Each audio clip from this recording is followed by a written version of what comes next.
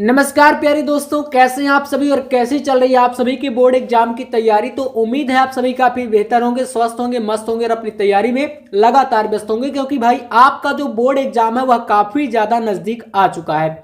और आपके जो इधर उधर की कुछ अफवाहें चल रही हैं भाई साहब की भाई जो बोर्ड का एग्जाम है ना, बोर्ड का जो पेपर है हमारा, काफी सारे जो है ऐसे कमेंट आ रहे हैं कि भाई बोर्ड एग्जाम क्या नहीं होगा। तो देखो, इस पर मैं एक प्रॉपर वीडियो बनाऊंगा, हो सकेगा। वैसे आपका ऐसा जो है, मैं बोर्ड एग्जाम की अगर बात करूं कि भाई होना या ना होने की अगर बात है तो 98% भाई साहब बोर्ड एग्जाम होने का चांस है। बाकी का आप मान सकते हो कि 2% या लगभग 1% यहां पर बोर्ड एग्जाम नहीं होगा, तो 98% होगा।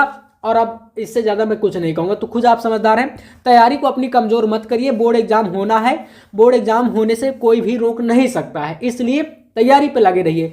तो आज हमारे पास देखो क्या है, ये हमारे पास एक न्यू पैटर्न के अकॉर्डिंग मॉडल पेपर है जो कि हल्के साथ रहेगा, है ना। और इसके जो क्वेश्चन रहेंगे बोर्ड एग्जाम में रिपीट होने वाले हैं, यानी कि आपके जो हमारी केमिस्ट्री रसायन विज्ञान है, इसमें शुरू से लेकर के लास्ट तक के चैप्टर के जितने भी इंपॉर्टेंट क्वेश्चन है पूरा देख सकते हो। यहाँ पर ऑब्जेक्टिव के करके सारा थ्योरी का पोर्शन सब कुछ यहाँ पर आपके सामने मैं लेकर के आया हूँ। तो आप यहाँ पर इस वीडियो को पूरा जरूर देखिएगा, है ना, क्योंकि 8 मार्च को आपको पेपर जो है देना है। शुरू करते हैं। जितने भी यूपी बोर्ड के बच्चे हैं इस वीडियो को पूरा देखेंगे और 347 जीई कोड का हमारे पास पेपर है। और एक बार पुनः से कहना चाहूंगा कि जो डाउट है आपके दिमाग में कि पेपर होगा या नहीं होगा, इसको निकाल करके तैयारी में लग जाओ, वरना आप यहां पर कमजोर पड़ जाओगे। तो चलिए शुरू करते हैं। 3 घंटे भाई 15 मिनट का टाइम रहता है, पूर्णांक 70 का रहेगा ही।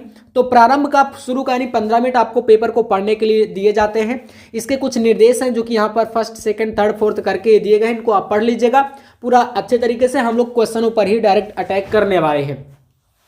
यहां पर देखिए पहला प्रश्न आपके पास यहां पर इसमें बताया गया कि इस प्रश्न में के प्रत्येक खंड में 4 विकल्प दिए गए हैं और सही विकल्प चुनकर उसे अपनी उत्तर पुस्तिका में लिखिए। जिसमें पहला नंबर क्वेश्चन है कि किसी बिलियन के जो अणुसंख्य गुणधर्म होते हैं वह निर्भर करते हैं। तो कहां पर डिपेंड करते हैं आपको बताना है, जैसे कि आपका विलय के कणों की संख्या पर। तो भाई आज का ये पेपर जो है सोल्यूशन के साथ है, तो डायरेक्ट आपको क्या मिलेंगे, आंसर मिलेंगे। तो यही देख सकते हो पहला वाला विकल्प क्या है आपका, बिल्कुल करेक्ट है। यहां पर आप लगा के चले आओगे। इस प्रश्न को पढ़ लीजिए एक बार दोबारा से, और पहला वाला सही है, विलय के कणों की संख्या पर, है ना। बिलियन के जो अणुसंख्य गुणधर्म होते हैं वह विलय के कणों की संख्या पर डिपेंड करते हैं। चलिए इसके बाद आइए, यहां पर हमारे पास क्वेश्चन खा है और टोटल 6 ऑब्जेक्टिव प्रश्न पूछे जाएंगे बोर्ड के पेपर में आपके, है ना। तो क्वेश्चन कह रहा है कि KMnO4 में Mn यानी मैग्नीज की जो ऑक्सीडेशन नंबर है वह कितनी होती है इस फॉर्मूले के अकॉर्डिंग। तो 0 2 प्लस का 4 प्लस का 7 ऐसे दिया है, जिसमें से आपको चौथा वाला विकल्प क्या करना है, टिक करना है। तो सोल्यूशन के साथ यहाँ पर आपको चौथा विकल्प लगा दीजिएगा। इसके बाद देखिए नेक्स्ट क्वेश्चन, आपके पास एक यहाँ पर कोऑर्डिनेशन कंपाउंड दिया गया है ना। ध्यान से अगर आपको देख रहा होगा तो ये क्या है, कोऑर्डिनेशन कंपाउंड है आपके पास। अब इसमें यहां पर ये जो आपका NH3 है इसको क्या बोलते हैं, एमीन बोलते हैं। क्या है, लिगेंड है। क्या बोलते हैं इसको भैया, जब इस तरीके से जुड़ा होता है तो इसको हम लिगेंड बोलते हैं।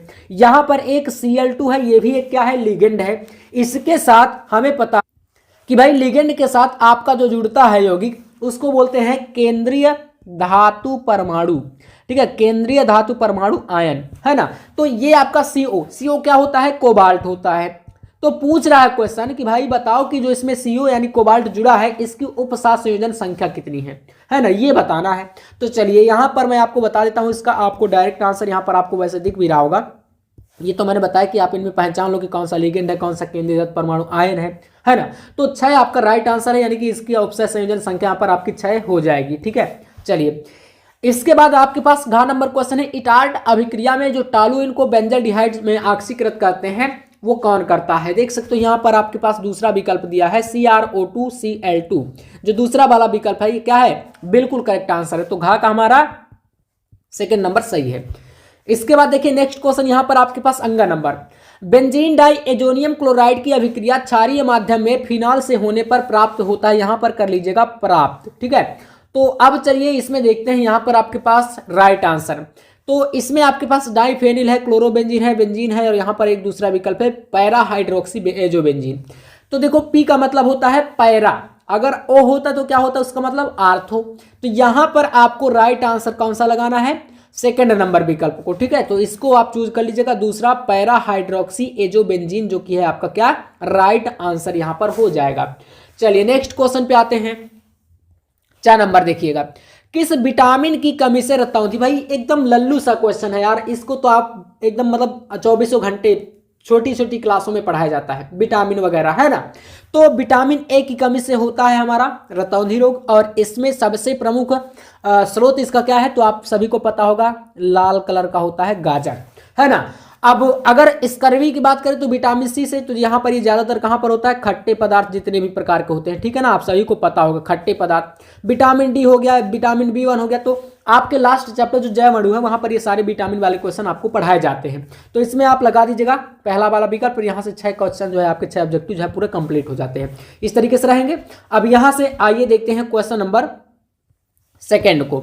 ये देखिए दूसरा प्रश्न, इसमें आपका क नंबर का क्वेश्चन है कि किसी विलयन की मोलरता और मोलरता में अंतर बताइए और स्पष्ट कीजिए, है ना, इसके मान ताप क्रम में परिवर्तन के साथ किस प्रकार प्रभावित होते हैं। तो यहां से देखिए इसका आंसर है आपके सामने, पहला है मोलरता, जिसमें देखो ये एक ऐसा क्वेश्चन है, मैं आपको बता दूं पहला ही चैप्टर होता है हमारा बिलियन, है ना, आपको पता है ना कि फर्स्ट चैप्टर है आपका केमिस्ट्री में कौन सा, बिलियन वाला।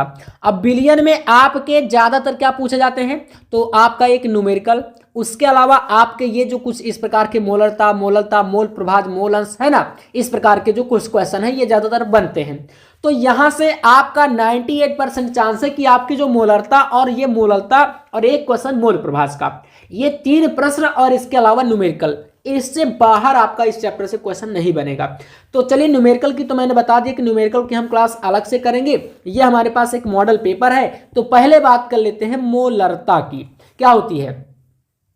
तो किसी पदार्थ की सांद्रता जिसकी 1 लीटर बिलियन में घुले विलेय के मोलों की संख्या को हम लोग क्या कहते हैं, ये आपकी मोलरता के रूप में जानी जाती है।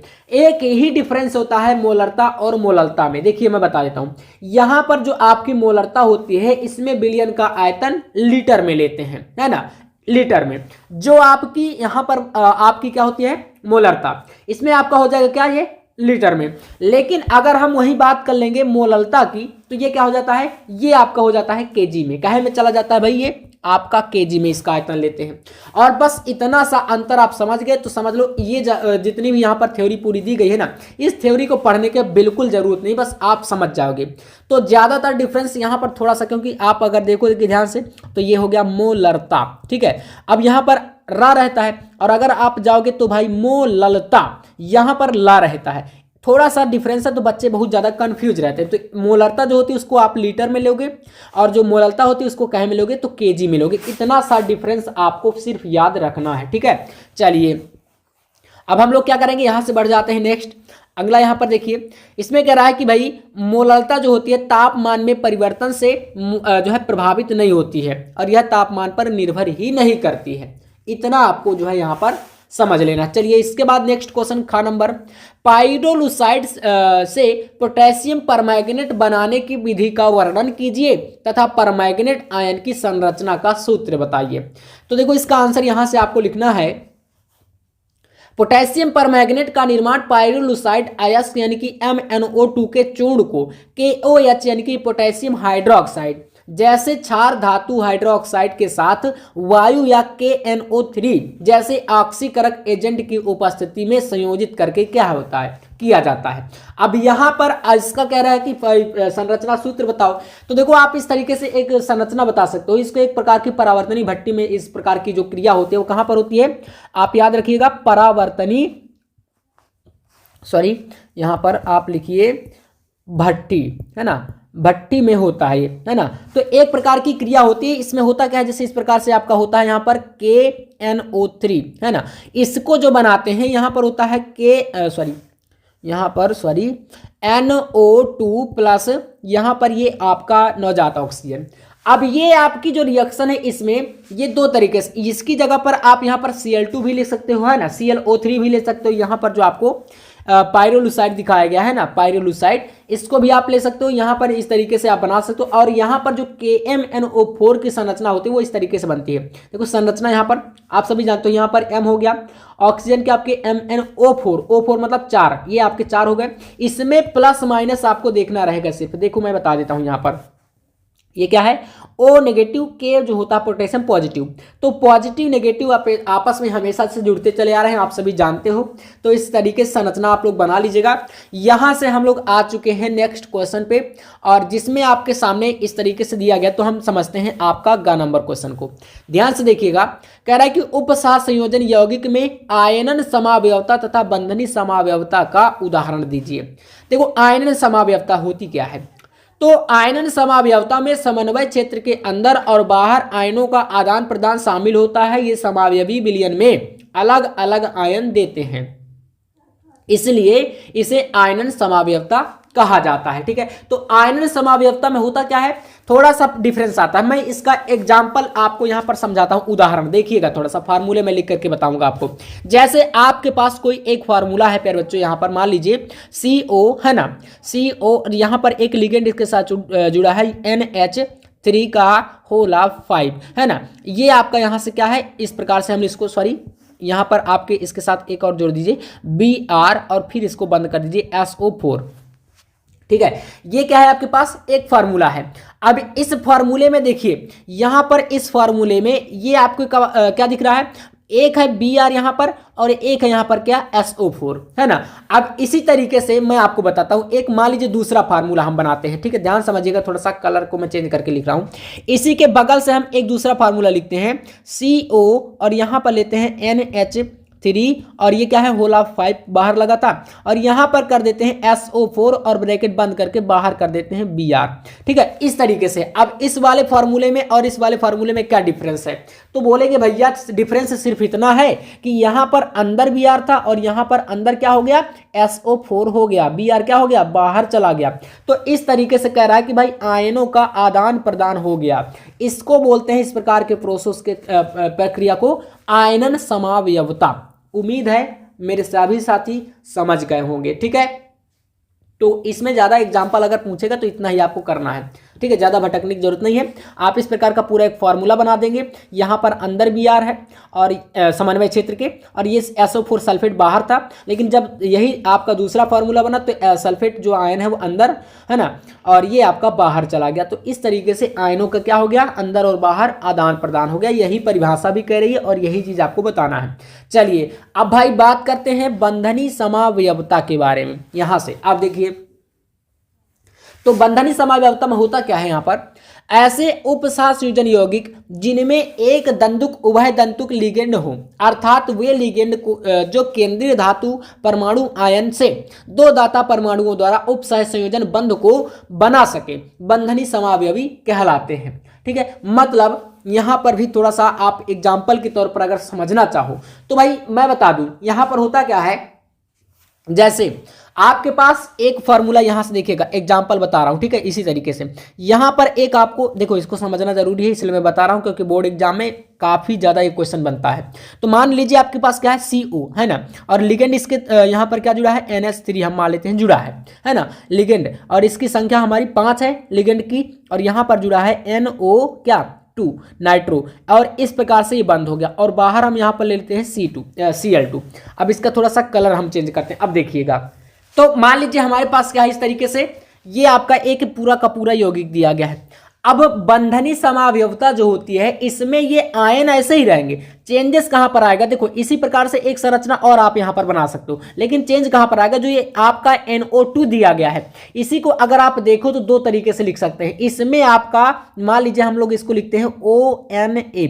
अब यहां पर ऑक्सीजन के 2 अणु यहां पर दिए गए हैं, लेकिन इसमें क्या है भाई, बंधनी समावयवता में आपका यहां पर जो N है, देखिए इसमें थोड़ा सा कलर मैं चेंज कर लूं, यहां पर आपके पास जो N है, ठीक है ना, N ये क्या होता है, इलेक्ट्रॉन दे रहा है यहां पर, है ना, जबकि आपको दिख रहा होगा क्योंकि इसमें दो लोन पेयर इस तरीके से ऑक्सीजन के साथ रहेंगे। अब ये लोन पेयर मतलब कि क्या होंगे, इसके साथ अटैच होंगे, किसके साथ, N मतलब नाइट्रोजन के साथ। तो यहां पर ऐसे कर रहा है कि ऐसे उपसंयोजन यौगिक जिनमें एक दंतु को उभयदंती लिगेंड हो, है ना, एक दंतु और उभयदंतु लिगेंड हो, अर्थात वे लिगेंड केंद्रीय धातु परमाणु आयन से दो दाता परमाणुओं द्वारा उपसह संयोजक बंध को बना सके, इसको बोलते हैं बंधनी समावेश। तो मेन खेल यहां पर क्या है, इस वाले यौगिक में है। तो अगर समझ में आ गया है तो बड़ा ही अच्छी बात है ना, नहीं आ रहा है तो फिर से एक बार आप लोग समझ सकते हो रोक करके वीडियो को, बाकी मैं तो बता दिया हूं आपको। इसके बाद आइए नेक्स्ट क्वेश्चन देखते हैं।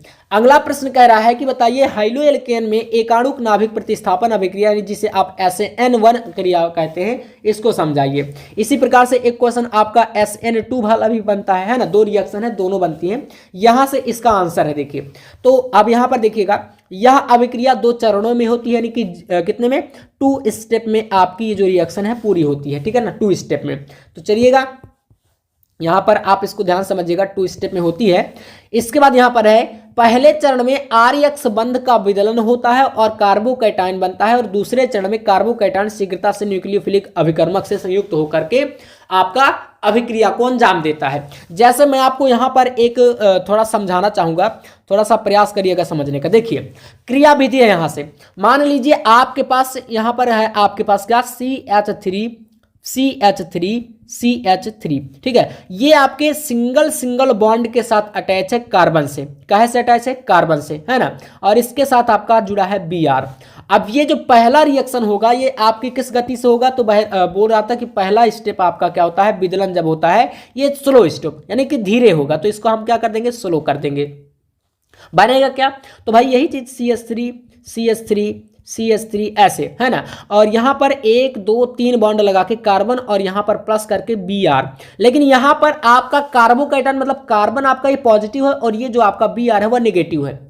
अब यहां से पॉजिटिव नेगेटिव वाली बात अगर क्लियर कर लिए तो समझ लो, ये समझ गए आप लोग। यहां से जो पॉजिटिव वाला इधर का पार्ट है ये पूरा, है ना, इधर का ये पार्ट आपका पुनः से यहां पर आएगा। तो देखना यहां से हम लोग इसी पार्ट को यहां पर लेकर के आते हैं और देखते हैं इसका करा के रिएक्शन। यहां पर देखिए CH3 तीन है, 1 2 3 बॉन्ड, ये कार्बन हो गया और यहां पर इसमें पॉजिटिव आयन है, और ये आपका न्यूक्लियोफिलिक अभिकर्मक यानी कि आपका रिएक्शन करता है OH के साथ जो कि नेगेटिव होता है। अब ये आपका जो सेकेंड स्टेप होगा ये कैसा होता है, तो फास्ट तरीके से होता है, तेजी से होता है, और बस रिएक्शन करके वही चीज CH3, है ना, CH3 1 2 3 बॉन्ड C और सिंगल बॉन्ड OH, ये आपका बना देगा। तो इसे बोलते हैं हम लोग SN1 रिएक्शन, और ऐसे ही एक रिएक्शन होती है SN2 रिएक्शन, है ना, इसे बोलते हैं एकाणुक नाभिक प्रतिस्थापन अभिक्रिया। तो उम्मीद है समझ गए होंगे भाई। अगर कोई डाउट है तो स्क्रीनशॉट कर सकते हो थोड़ा सा, अगर साइज में आपको दिख नहीं रहा होगा थोड़ा बहुत तो आप लोग देख सकते हो यहाँ पर अच्छे तरीके से। बाकी यौगिक तो मैंने बता दिया कि क्या बनेगा पूरा का पूरा। नेक्स्ट क्वेश्चन देखिए, तीसरे का पहला कह रहा है कि अवाष्पशील विलेय तथा वाष्पशील विलायक से बने विलयन के लिए राउल्ट का नियम लिखिए। राउल्ट का नियम बताना तो ये तो आपको विलयन चैप्टर में मिल ही जाएगा, और इस नियम का गणितीय व्यंजक यानी कि व्याख्या करनी है, तो इसके तरीके से आप लोग यहाँ पर देख सकते हो। यहाँ पर कह रहा है कि इसका आंसर, राउल्ट का नियम बताता है कि भाई विलेय घटक का मोल अंश उसके आंशिक दबाव के सीधे अनुपातिक होता है। राउल्ट के नियम का पालन करने वाले विलयन को आदर्श विलयन, और जो विलयन ऐसे होते हैं जो कि भाई राउल्ट के नियम का पालन नहीं करते उन्हें बोलते हैं अनादर्श, है ना, क्या बोलते हैं, अनादर्श भी बोल सकते हो, अनादर्श विलयन, ठीक है। तो व्याख्या आप लोग कर लीजिएगा। बाकी यहां से हमारा दूसरा क्वेश्चन, एथेनॉल की निर्जलीकरण की क्रिया विधि को समझाइए। आपको क्या बताना है, एथेनॉल के निर्जलीकरण की क्रिया विधि को, है ना। तो देखो यहां पर आप जैसे कि मान लो आपके पास एथेनॉल का फॉर्मूला तो आपको पता ही होगा क्या होता है, या तो लिख सकते हो आप या तो लिख सकते हो C2H5OH, या इसी फार्मूले को आप इस तरीके से लिख सकते हो CH3, है ना, सिंगल बॉन्ड CH, या सिंगल बॉन्ड ना लगा के आप लोग चाहो तो यहाँ पर डायरेक्ट इस तरीके से लिख सकते हो CH3, है ना, इंटू CH2, और यहाँ पर आपका क्या होगा, इसके साथ बॉन्ड लगा के OH, ये हो गया। इसको अगर आप रिएक्शन कराते हो तो देखो इससे एथिन गैस बनेगा निर्जलीकरण में। कैसे, आप यहाँ पर ले लो कॉन्सेंट्रेट H2SO4, है ना, इसको क्या बोलते हैं, ये हम यहां पर क्या लिए हैं, तो सांद्र लिए हैं। कैसा लिए हैं, सांद्र, है ना, ये क्या है, सांद्र है। कॉन्सेंट्रेट। इससे बनेगा क्या, तो CH2 C double bond CH2, इसको क्या बोलते हैं, ये जो बना है इसी को बोलते हैं एथीन, है ना। क्योंकि आप देख पा रहे होंगे यहाँ पर डबल बॉन्ड आ गया तो ये हो गया निर्जलीकरण और यहाँ पर जल अलग हो जाएगा H2O, है ना। तो इस तरीके से आप इसकी क्रियाविधि 3 स्टेप होते हैं जो कि आप करा सकते हो यहाँ से। इसी के साथ नेक्स्ट क्वेश्चन आपके पास एक और है जिसमें कह रहा है प्रश्न आपसे कि भाई यहाँ पर बताइए कि फेलिन विलियन सिर्फ अभिकर्मक द्वारा एल्डिहाइड तथा कीटोन से भिन्नता कैसे करता है। तो अगर आप फेलिन विलियन को एल्डिहाइड से रिएक्शन कराओगे तो देखो यहाँ पर ये हो गया आपके पास RCHO, ये एल्डिहाइड है और फेलिन विलियन के तौर पर C2CuO ले लो, रिएक्शन कराओगे बनेगा Cu2O, है ना, ये अवक्षेप के रूप में लाल अवक्षेप और यहाँ पर बन जाएगा RCOOH, ठीक है। तो ये आपका क्या प्राप्त हुआ, लाल अवक्षेप प्राप्त हो जाएगा, ठीक है, क्या होगा, लाल अवक्षेप। अब इसी तरीके से अगर आप कीटोन से कराओगे तो कीटोन से ये रिएक्शन ही नहीं करेगा, मतलब जैसे इस प्रकार से R कीटोन का ग्रुप क्या होता है, RCO, है ना, कीटोन ये होता है सिंगल बॉन्ड R प्लस, यहाँ पर वही आपका फेलिन विलियन Cu2O रिएक्शन कराओगे तो यहाँ पर डायरेक्ट आपको लिख देना है कि कोई अभिक्रिया नहीं होगी, कोई अभिक्रिया नहीं होगी, बस इतना कर देना है। तो ये डिफरेंस आपके समझ में आ जाएंगे, ठीक है, इस तरीके से करोगे।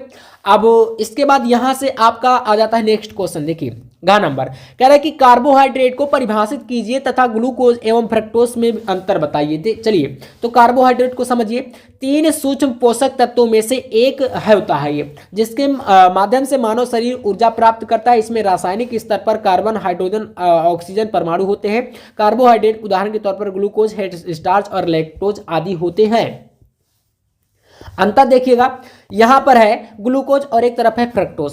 ग्लूकोज में होता क्या है, तो अंतर में लिखोगे यह अंगूर की शर्करा के नाम से भी जाना जाता है ना, और फ्रक्टोज में इसे फलों की चीनी के रूप में यह नाम से जाना जाता है। ग्लूकोज में दूसरा है, यह 6 सदस्यीय वाला होता है। फ्रक्टोज की बात करें, यह 5 सदस्यीय वाला है। तो यहाँ पर तीसरा है, यह शरीर के लिए उपयुक्त ऊर्जा का स्रोत है, और तीसरा यहाँ पर आपका फ्रक्टोज में हो जाएगा मस्तिष्क के लिए, मांसपेशियों के लिए उपयुक्त ऊर्जा का स्रोत नहीं है। यहाँ पर ग्लूकोज की बात करें, यह कम वसा का उत्पादन करता है, और आपका फ्रक्टोज क्या होता है, अधिक वसा का उत्पादन करता है। इस तरीके से पूरा का पूरा अंतर आप यहां पर पढ़ सकते हो, स्क्रीनशॉट कर सकते हो। यहां से हम लोग आ जाते हैं क्वेश्चन नंबर 4 में, और यहां से आपके कुछ क्वेश्चन जो है न्यूमेरिकल टाइप के भी रहेंगे, तो चलिए बने रहिएगा। यहां पर चौथे का पहला क्वेश्चन, मोलर उन्नयन स्थिरांक को परिभाषित कीजिए। आपको इसमें क्या बताना है, मोलर उन्नयन स्थिरांक, है ना। तो इसकी परिभाषा अगर आप चाहो तो लिख सकते हो कि भाई मोलर उन्नयन स्थिरांक होता क्या है, तो विलायक के 1000 ग्राम में, ध्यान से सुनिएगा, यहां पर आप सुन लीजिएगा तो याद हो जाएगा। विलायक के कोई देखो बिलियन के कैसे मिलकर बनता है, तो एक तो आपका होता है विलेय, है ना, 2 घटक होते हैं विलेय, और दूसरा होता है आपका क्या, विलायक। 2 घटक मिलकर के आपका विलयन बनाते हैं।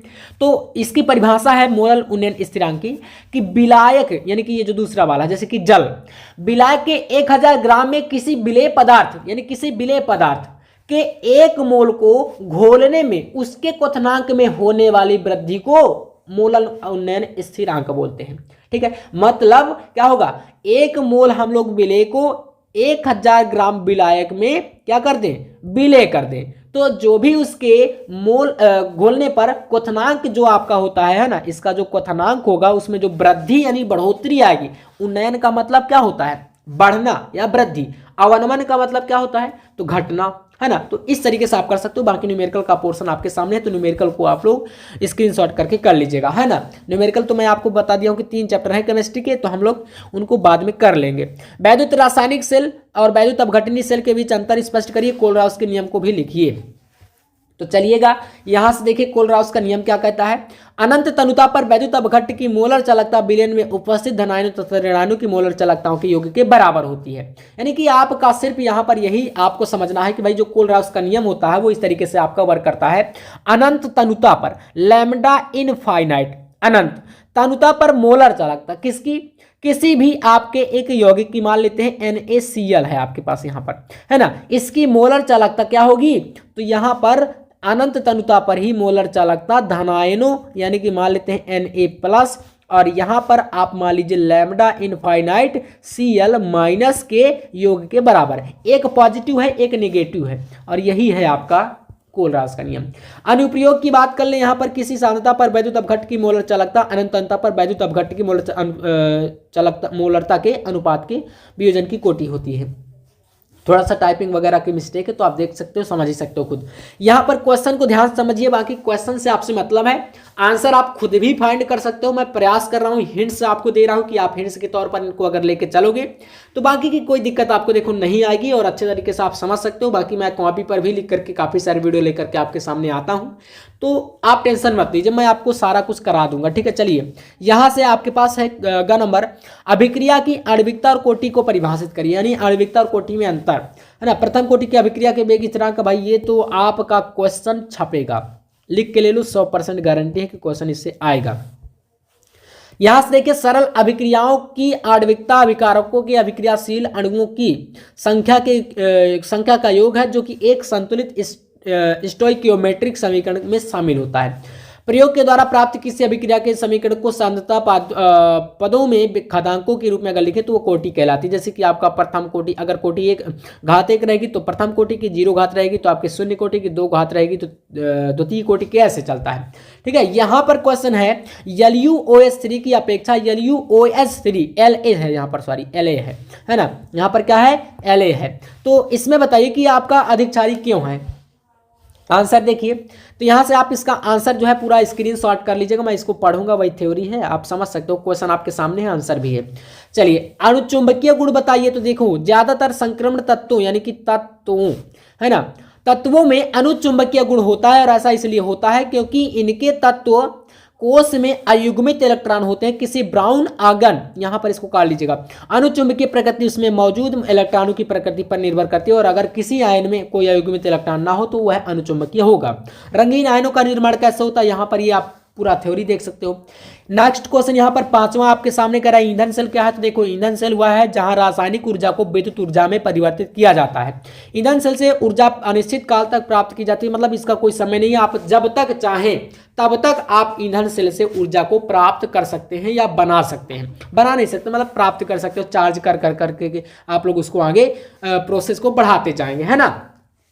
तो कुछ इस तरीके से आपका ईंधन सेल वर्क करता है। इसी के साथ यहाँ पर ये आपके पास H2O2 ये आपका एक उपयुक्त ईंधन क्यों है, ये आपके सामने क्वेश्चन पूछ रहा है। इसी के बाद एक आपके पास प्यारा सा न्यूमेरिकल क्वेश्चन है प्यारे बच्चों, तो इसको न्यूमेरिकल को मैं आपको बता देता हूँ। एक सिंपल सा फार्मूला है, आपके पास E0 इसका वैल्यू है और Cu2 प्लस के यानी कॉपर के लिए, और E0 ये आपके पास Mg2 के लिए दिया गया, दोनों वैल्यू है। इसमें एक सिंपल सा फार्मूला लगता है, देखो सूत्र यहां पर लगेगा, थोड़ा सा कलर चेंज कर लेते हैं ना, तो यहां पर लगता है फॉर्मूला E0 सेल बराबर, है ना, E0 सेल बराबर E0 आपका यहां पर होता है एक कैथोड एक होता है एनोड। तो पहले आपको किसको रखना है, काफी सारे बच्चे कंफ्यूज रहते हैं, तो पहले रहता है कैथोड, और कैथोड होता कौन सा, E0 cathode minus E0 anode, है ना, ये फार्मूला लगता है। अब बोलोगे भैया ये तो ठीक है फार्मूला तो हमें याद हो जाएगा, लेकिन एनोड और कैथोड है क्या, तो ज्यादातर चांसेस रहते हैं कि जो पॉजिटिव है आपका कैथोड रहता है और नेगेटिव आपका एनोड रहता है, तो बस रख दो, कोई दिक्कत नहीं आपकी आने वाली। यहां पर क्या करो, E0 सेल बराबर यानी कि विद्युत वाहक बल बराबर, ये आपके पास कैथोड का वैल्यू कितना है, प्लस का 0.34 माइनस फिर यहाँ पर है, और ये वैल्यू आपकी माइनस का 2.37 है, ये माइनस आपका और ये वैल्यू वाला माइनस दोनों यहाँ पर पॉजिटिव हो जाएंगे, तो 2.37 ये हो जाएगा। जोड़ के यहाँ पर बताओ कितना आएगा, 4 और 7 11 का एक हाथ और एक आपका ये बचेगा यहाँ पर 3 और 3 6 1 7 और यहाँ पर 2 यानी कि 2.71 वोल्ट, ये आपका आ जाएगा इसमें आंसर। इतना आप इस तरीके से सिंपल सा निकाल के रख सकते हो। ऐसे ही आपके पास यहाँ पर एक क्वेश्चन और है, कह रहा है कि अभिक्रिया के वेग पर ताप के प्रभाव को स्पष्ट करिए, तो यहाँ पर देख सकते हो तापमान बढ़ने पर अभिकारक के बीच अभिक्रिया का अभिक्रिया जो है तेजी से होती है। आमतौर पर तापमान में 10 डिग्री सेंटीग्रेड की बढ़ोतरी पर अभिक्रिया का वेग 2 गुना हो जाता है। तीसरा यहाँ पर है तापमान बढ़ने पर स्थिरांक का मान भी बढ़ जाता है। एंड चौथा है तापमान बढ़ने से अभिकारक अणुओं के बीच प्रभावी टक्करों की संख्या बढ़ जाती है, जिससे अभिक्रिया और तेज हो जाती है। और यहाँ पर नेक्स्ट पॉइंट है तापमान बढ़ने से अभिक्रिया का दर और दर स्थिरांक दोनों बढ़ते हैं। तो ये आपके सामने हो जाएगा। फिर नेक्स्ट क्वेश्चन आप स्क्रीनशॉट मारिए, न्यूमेरिकल होगा तो न्यूमेरिकल को हम बाद में ही करेंगे, तो बाकी क्वेश्चनों का स्क्रीनशॉट आप कर लीजिए। यहाँ पर एक प्रश्न आपके पास है IUPAC का। देखो IUPAC आपको मैं एक वीडियो कई बार वैसे भी मैंने दे चुका हूँ, है ना, वीडियो मैंने कई बार बनाया है, लेकिन क्या होता है ना कि काफ़ी सारे बच्चों को जैसे वीडियो नहीं मिल पाता है, जैसे कि आप नए ज्वाइन हुए हैं आज ही चैनल पर आए तो आपको पता कहाँ से होगा, तो मैं बता देता हूँ। इसका जैसे IUPAC आपको करना है, सबसे पहले करोगे क्या, पोटेशियम है आपके पास, लिख दो भाई पोटेशियम यहाँ पर, ठीक है, पोटेशियम इसके बाद लिगेंड में आओ, लिगेंड आपके पास एक H2O है और यहाँ पर एक C2O4 है। तो आपको पता है कि यहाँ पर 2 लगा है लिगेंड की संख्या, तो डाई पहले लिखोगे। और यहाँ पर C2O4 को क्या बोलते हैं, है ना, पोटेशियम के बाद, तो इसको तो ऑक्जेलेटो बोलते हैं। और H2O को जल नहीं बोलेंगे, यहाँ पर एक्वा बोलेंगे इसको। तो आपको करना क्या है, डाई लिखने के बाद आपको लिखना है एक्वा, डाई एक्वा हो जाएगा। ऐसे ही आप इसमें आ जाओ, ये ऑक्जेलेटो है तो यहाँ पर इसको भी सॉरी क्या लिखेंगे, डाई एक्जेलेटो, यहाँ पर भी 2 है, डाई ऑक्सेलेटो, इस तरीके से ऑक्सेलेटो इसको लिख दिए। इसके बाद यहाँ पर क्या है, Cr क्रोमेट, क्रोमियम, यहाँ पर इसको क्रोमेट लिखेंगे, क्रोमेट, और बस इसकी ऑक्सीडेशन नंबर सेकंड इस तरीके से। ऐसे ही इसका भी आप देख सकते हो, यहाँ पर आप इससे नामकरण करोगे। पहले इसका देखो लिगेंड कितना है, 4 यहाँ पर इसकी संख्या है। तो एक आपका क्या है, क्लोरीन है, तो पहले आप यहाँ पर लिखोगे क्लोरीने, क्लोरो, फिर NO2 नाइट्रो होता है, ये नाइट्रो है ना, फिर एमीन यहाँ पर, तो इसमें 4 है तो आपको 4 को पहले टेट्रा लिखना है, टेट्रा एमीन है ना, एमीन NH3 के लिए। फिर ये क्या है, पीटी को प्लेटिनम लिखेंगे, सॉरी यहाँ पर प्लेटिनम। और ये क्या है, यहाँ पर ऑक्सीडेशन नंबर आपका इसका 3rd हो जाएगा। और इसके बाद सल्फेट, यहाँ पर SO4 के लिए सल्फेट हो जाएगा। ऐसे आप नाम कर सकते हो। बाकी आपको समझ में शायद नहीं आया होगा, जो बच्चे इसका नियम जानते होंगे उनको समझ में आएगा, लेकिन कोई दिक्कत नहीं, इस पर मैं एक स्पेशल वीडियो आपके सामने लेकर के आऊँगा। ऐसे ही आपके पास यहाँ पर न्यूक्लिक अम्ल क्या होता है, इसकी परिभाषा आप पूरी यहाँ पर देख सकते हो। आपके पास यहाँ पर इसका डायग्राम है। ये क्वेश्चन प्रोटीन प्राथमिक संरचना यहाँ पर इसके बारे में पूछ रहा है। यहाँ पर नेक्स्ट क्वेश्चन आपकी कुछ विरुद्ध अभिक्रिया, क्राफ्ट अभिक्रिया, इनको बोलते हैं नेमिंग रिएक्शन। ठीक है, नेमिंग रिएक्शन की एक प्रॉपर वीडियो आपके सामने बहुत जल्द आने वाली है। पर बच्चों टेंशन नहीं लीजिएगा। अथवा में क्या होता है, जब कैसे प्राप्त करेंगे, ये सारे क्वेश्चन हैं, तो इनका सभी का आप स्क्रीनशॉट कर लीजिए। मॉडल पेपर मैं आपको प्रोवाइड करा दूंगा। अगर आपको सारा का सारा PDF नोट चाहिए तो आप लोग इस नंबर पर कॉन्टेक्ट कर सकते हो, 9511 है ना, 9511 47 0534, जो कि इस पर आपको 99 रुपए के प्राइस पर, यानी 99 रुपए में ऑल सब्जेक्ट का नोट्स जो है प्रोवाइड कराया जाएगा। PDF सभी के PDF आपको इस WhatsApp नंबर पर मिल जाएंगे। WhatsApp मैसेज करिएगा, ठीक है। चलिए, इस तरीके से पूरा का पूरा ये पेपर है, जो कि मैंने आपको पूरा दिखा दिया। यहाँ पर सारे क्वेश्चन यहाँ समाप्त हो जाते हैं। तो इन क्वेश्चनों को आप सॉल्व करने का जो है पूरा का पूरा प्रयास करिएगा। और इसी पैटर्न पर आपका जो 2025 का पेपर है वह आने वाला है बोर्ड एग्जाम 25 में, ठीक है ना। तो आज के वीडियो में बस इतना ही। और बाकी अगर वीडियो पसंद आए, चैनल पर नया है तो सब्सक्राइब वगैरह कर लीजिएगा। और ऐसे में आपको 7 सेट प्रोवाइड कराऊंगा सभी प्रीवियस ईयर के जितने भी क्वेश्चन पेपर हैं। तो मिलते हैं भाई नेक्स्ट वीडियो में नेक्स्ट टॉपिक के साथ। तब तक के लिए जय हिंद, वंदे मातरम।